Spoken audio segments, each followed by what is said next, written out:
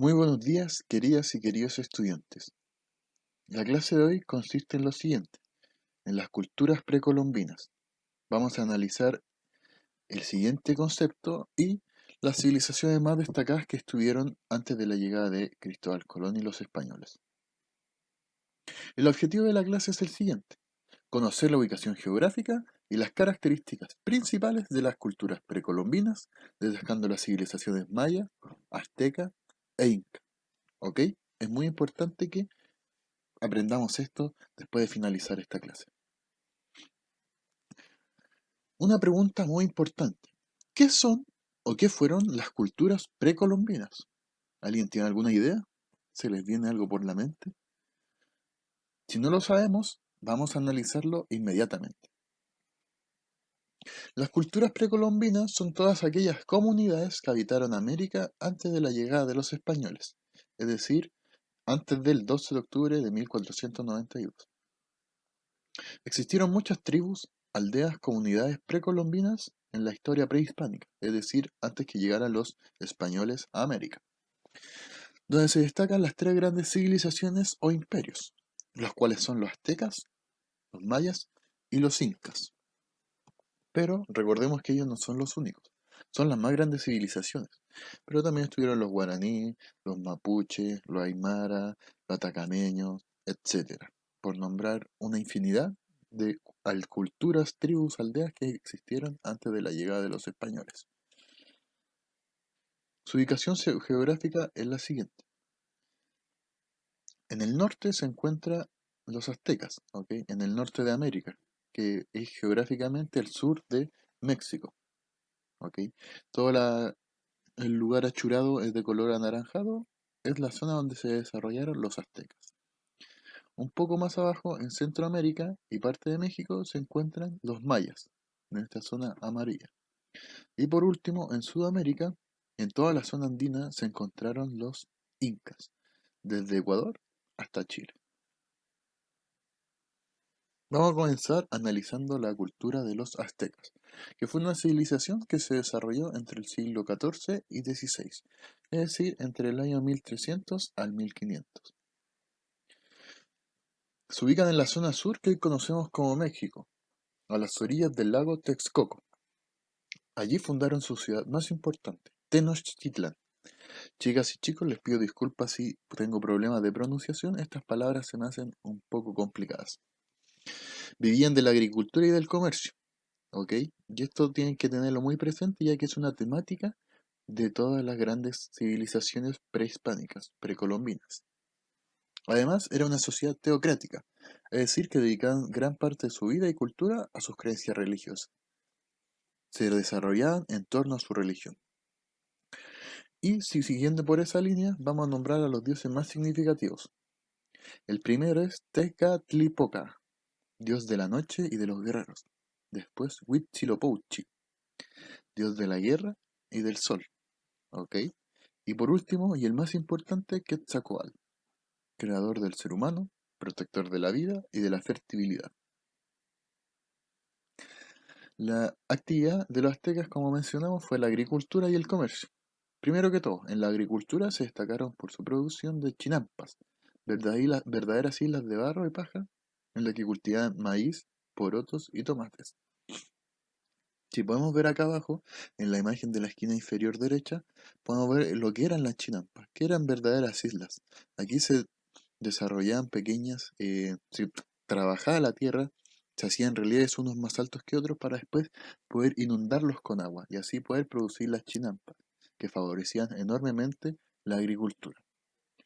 Mientras tanto, en el comercio existía una gran variedad de artículos, tales como la olla, las cerámicas, trabajos de cuero, los cuales eran intercambiados, al igual que los productos del campo, es decir, los productos que surgían por la agricultura. La sociedad azteca se dividía en la siguiente forma, dos grupos principalmente, los pillis o nobles, sacerdotes y guerreros, tenían derechos al poseer tierras y varias esposas, una sociedad machista. Y después los maquehuales o el pueblo, que eran artesanos, campesinos, comerciantes y todos aquellos que por medio del trabajo rendían tributo a la nobleza. Además, los aztecas pensaban que el sol se alimentaba de la sangre humana. Es por ello que se ofrecían sacrificios humanos. Y por último, la educación azteca funcionaba de la siguiente forma. Los niños eran enviados a las escuelas para ser formados como sacerdotes y guerreros. Si a los niños le iba mal en la escuela, al final terminaban trabajando como artesanos, campesinos, comerciantes. Y ahí se hace la división de los dos grupos sociales, que son los pillis y los maquehuales. Ahora seguimos con los mayas, que fue una civilización también precolombina que se desarrolló entre el siglo XII y XVII, disculpen, XVI, entre los años 1100 y 1500. Se ubicaron en dos zonas, en la zona selvática de Centroamérica y en la península del Yucatán, que se encuentra en México. La ciudad más importante de dicha civilización fue Chichén Itzá. Su dios más importante es Hunab-Ku, que es el dios creador, y fue una civilización que entregó grandes aportes como la arquitectura, la escritura, las matemáticas y también mucha astronomía. La actividad económica de los mayas fue la agricultura, al igual que los aztecas. Cultiva- eh, en esta la agricultura obtenían tierras de cultivo talando y quemando la selva. Es decir, los mayas eran muy poco ecológicos. Cultivaban maíz, porotos y cacao. El cacao fue su moneda de cambio con comunidades aledañas a la hora de comercializar. Era tanto la importancia del cacao que no solamente se trabajaba, o sea, se ocupaba como alimento, sino también como moneda de cambio, es decir, como dinero. Los niños y las niñas de 12 años participaban en la fiesta del nacer nuevo, o también conocido como el Caput Sigil. ¿Qué es esto? Es una transición que se celebra en que el ser humano, es decir, el niño, pasa a ser de niño, valga la redundancia, a la vida adulta, de joven a adulto. Y la organización política de los mayas se basaba en ciudades-estados. ¿Qué quiere decir esto? Que tenían sus propias leyes y gobierno, funcionaban de manera autónoma. La organización social fue la siguiente. Primero la nobleza, formada por sacerdotes, guerreros, burócratas y comerciantes. Recordemos que estas sociedades son altamente religiosas, por ende el sacerdote no es la idea que tenemos hoy en día de un padre que puede estar en una iglesia, sino que tenían poder militar, poder político y poder religioso. Los artesanos elaboraban joyas, vestimentas y adornos empleados para la nobleza y por la nobleza. Para ser artesano requería de una gran preparación, y muy pocos manejaban los conocimientos y técnicas, es decir, no cualquiera podría ser artesano, ya que se tenía que trabajar para la nobleza. Y por último, o sea, en tercer lugar, los campesinos, que vivían alrededor de las ciudades, produciendo los alimentos que se consumían en ellas. Es decir, los campesinos eran los encargados de producir la rica comida que se consumía. En el último lugar se encuentran los esclavos, que eran prisioneros de guerra que ejercían sus labores en los trabajos de gran esfuerzo o eran utilizados para sacrificios de rituales. Es decir, los esclavos se llevaban toda la pega, por así decirlo, más dura. Los incas se desarrollaron entre el siglo XI y el siglo XVI, es decir, entre los años 1000 y 1500. Se ubicaron en la zona andina de América del Sur, como mencionamos anteriormente, desde Ecuador hasta Chile. Sus localidades más importantes se encontraban en el Perú. Su religión fue politeísta, destacando a los dioses como Inti, el dios del sol, el que se puede apreciar en la imagen en la esquina inferior derecha, la Pachamama, diosa de la tierra, y la Mamacocha, que era diosa del mar. A su vez, realizaron diversos aportes, como cuáles: terrazas de cultivo, sistema de contabilidad y elaboración arquitectónica a base de piedra. Estas últimas aún permanecen y se pueden encontrar en la ciudad del Cusco. La agricultura fue el fuerte de la producción incaica, y sus cultivos principales fueron la papa y el maíz. Recordemos que la papa es originaria de América.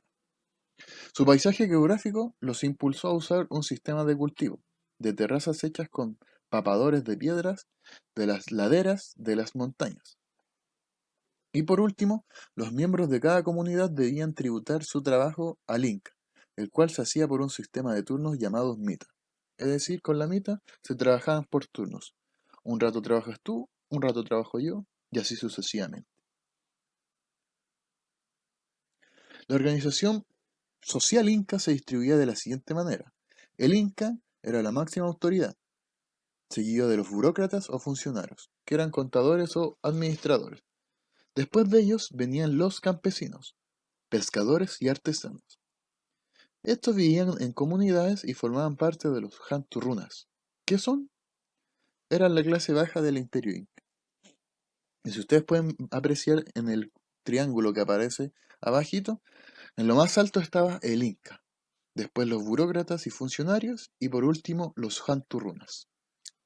Así se distribuía la organización social en el antiguo imperio inca. ¿Qué relación rescatas de estas tres civilizaciones? Es una pregunta que te dejo para ti, para que puedas analizar los contenidos que hemos visto y para que puedas relacionar las cosas que tenían en común estas civilizaciones, a pesar de que se desarrollaron en distintas zonas geográficas. Por último, muchas gracias por tu participación, por estar atento a la clase, y ahora te invito a realizar la actividad WordWord, que aparece ahí en el enlace que está abajo. Si tienes problemas, dudas o consultas, por favor escribirnos en nuestros respectivos correos, al de la profesora Cami y al mío. Con esto me despido y espero que estén muy bien, que descansen y que tengan una muy bonita semana.